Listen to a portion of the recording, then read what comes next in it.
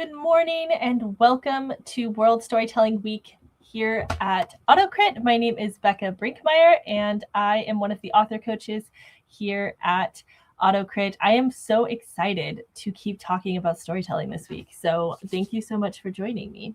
Today, we are going to talk about where great story ideas come from. And this is one of my favorite things to talk about. I feel like you can find a story pretty much anywhere, but let's get into it.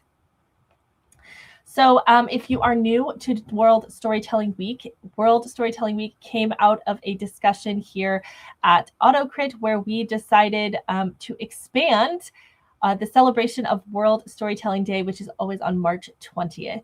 So we feel like we wanted to talk about story longer than just one day. So we are sharing different pep talks and writing prompts and writing sprints and a bunch of other free events all throughout the week leading up to our big World Storytelling Day celebration on Friday, March 20th.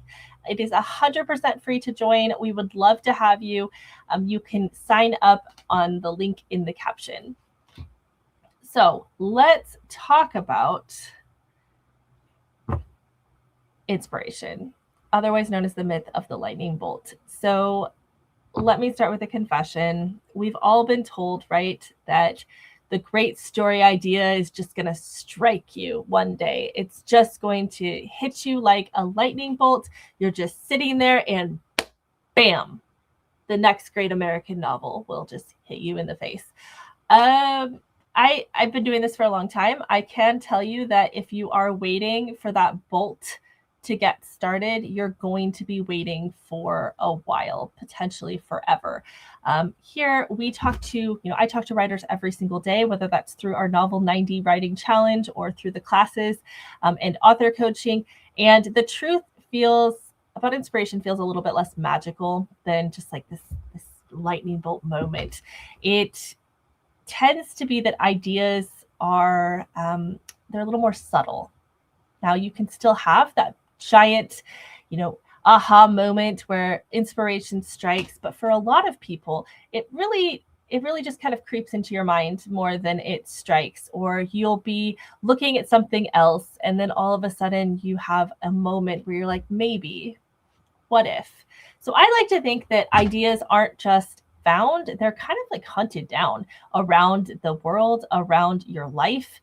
Today, I'm going to talk about where the big ideas are kind of hiding, at least in my experience, and how to stop just waiting for inspiration and to show up and start making what you have work for you. I think that the myth of waiting till the perfect idea is one that is so prevalent in the author community and the aspiring author community. And I just want you to go out on a limb. I want you to start writing, even if you haven't had that lightning bolt moment.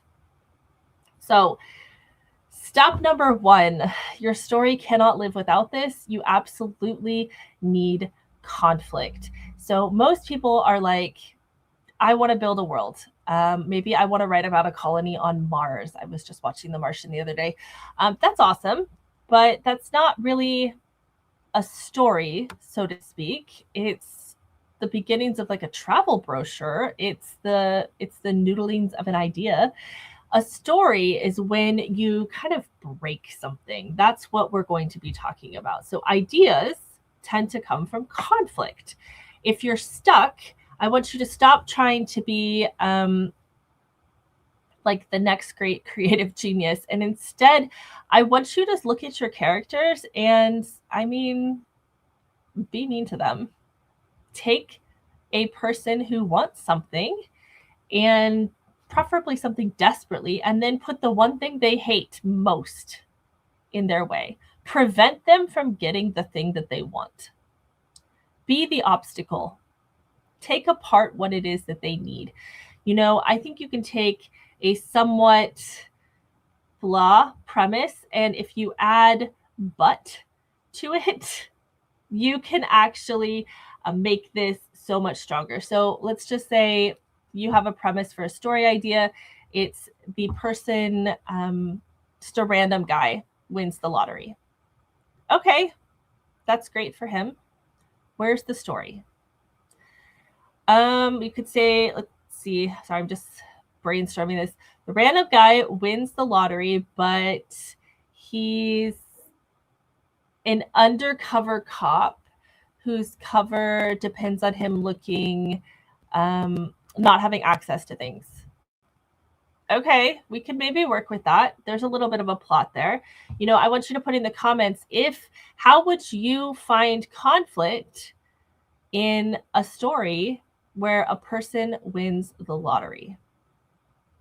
Put it in the comments. I'd love to see it. I think that there could be so many different ways you could add family drama to this. You could add personal drama to this. You could add, you could make this paranormal. You could do a time slip thing. Like, there's so many different options with a premise of some random dude wins the lottery. So if you look at it that way, if you're looking for the conflict and you're looking for how do I put obstacles into this idea, all of a sudden you're developing a story. So the next thing I want you to think about, and you've probably heard of the what if rule, but I think most people stop asking what if way too early. They might ask one question and think they're done. I am a question person. I love asking questions about my plot, about my characters, about like things in general. I'm naturally curious. So I find that the trick to questioning your premise and trying to find the story in here is to ask what if until it gets weird, and then usually one more time. So here's an idea. So we can take that totally normal, boring situation. Again, let's talk about standing in line at the DMV, as I have to do that next week, and I'm not looking forward to it. So level 1, if you're standing in line in the DMV and you're just like, I need a story, what is a what if question you could ask? Level 1 could be, what if the guy in front of me is a spy? It's a bit cliche, and good luck to them for spying into the bureaucracy of the DMV. Level 2 would be, what if the guy in front of me is a spy, but he's actually spying on me? I don't think I would use that one because I'm categorically boring. I have no idea why anyone would want to waste spy hours spying on me looking at my phone in the DMV, but that would be another question. Level 3 would be, let's make it weird. So what if he's spying on me because I'm the only person in this room who doesn't realize we're all actually dead, and this is the afterlife's waiting room? Okay, now we have a story, right? This is interesting. I want to play with this and see where we are going. That is the power of asking what if. You don't want to settle for the first answer. If we're settling for the first answer, we're just thinking about some random person could potentially be a spy.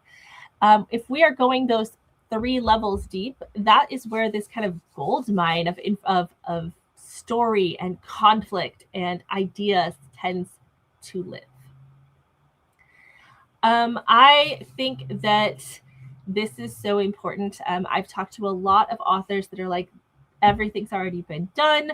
I don't know where I can find new and exciting inspiration. And I just have to tell you that you just need to pay attention. Active observation is a storytelling goldmine. Inspiration is literally everywhere.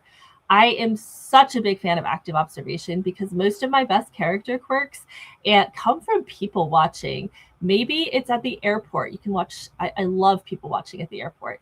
Maybe it's overhearing conversations at the cafe. I actually specifically go to a cafe to write because during certain times of the year, specifically because I know the people that go there regularly always spill the tea on Monday about what they did that weekend, and they are so much more exciting than I am, and then I get inspiration for my books. It could be at the grocery store. It could be at the car dealership. Wherever it is that your life takes you, find some things to kind of put away for your story. Active observation is so interesting, and it is, once you get into the habit of practicing this, it is actually hard to turn off. So the wait what rule for active observation is, if you hear someone say something weird or interesting, or I heard a fantastic, like one snarky one-liner at Trader Joe's of all places. Write it down, put it in your phone. We're all connected to our phones, whether we like to be or not. Open up your notes app. Can't speak today. Open up your notes app and write it down. Put that observation somewhere so that you can use it for inspiration later. Now, you can also use things that have happened to you. If think about the last time you had a oops and maybe embarrassed yourself, or maybe had a moment where you had a little cringy moment, or maybe you were really proud of yourself. You don't have to be negative. Maybe you had a series of unfortunate events that turned out great. Drop it in your notes app. Start jotting down a few things in your notebook. All of these things can serve as story inspiration. That cringy feeling where you remember maybe 5 years later something you said in a social situation that was totally cringe, but you didn't know it at the time. Take that cringy feeling that you're apparently still carrying with you and give it to your protagonist. They need to feel it. It's deeply relatable. Your readers are probably going to relate to it. And you just pulled that from your own life. I find that gives an element of authenticity to my storytelling, to be able to just pull from everything in my life, whether it is at the daycare drop-off and I'm observing people and their quirks and habits, or I'm at the grocery store, or I'm on the beach, or maybe I'm just stuck in traffic on the bridge and we've been there for a while and we're just kind of watching people because we're not moving. So I might as well see what everyone else is doing in their car.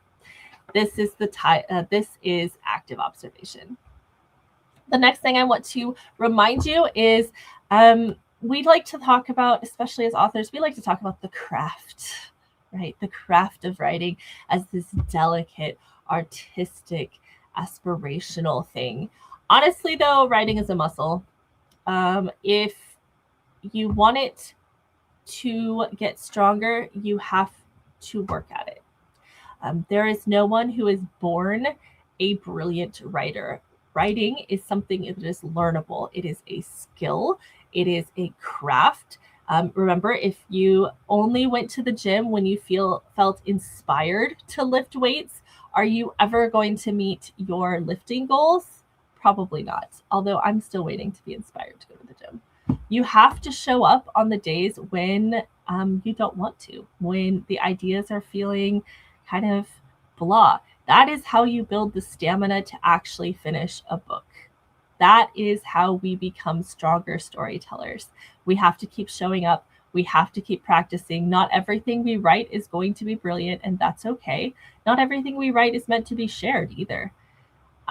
The more you write, the better you get at it. I'd like to think of myself having written millions of words at this point, and having published so many works. I write for other people, I write for myself, and I never stop learning about writing. I never stop practicing it. I always want to be getting better.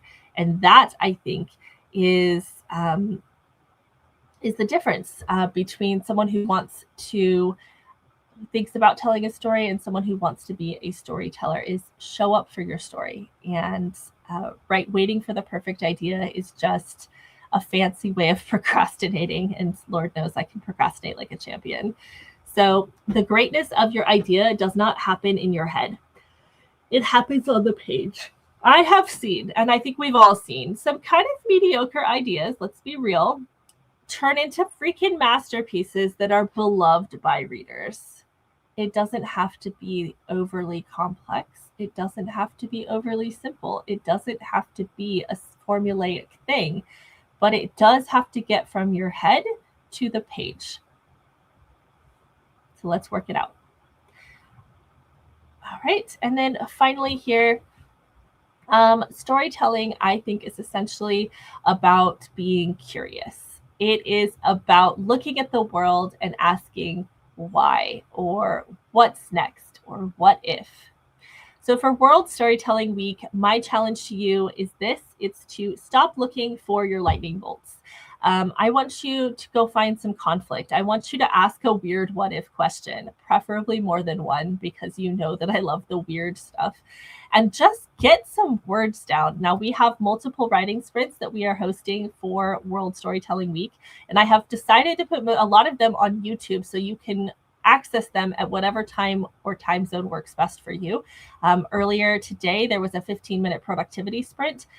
Steal 15 minutes out of your day today. That is my challenge to you. Go ahead and take 15 minutes and write words.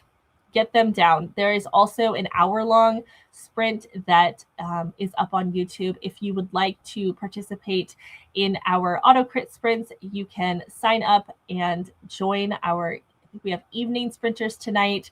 We have late night sprinters as part of a kind of community Zoom room that is also available, 100% free, and everyone has access to that. So let's ask some questions and let's get some words down.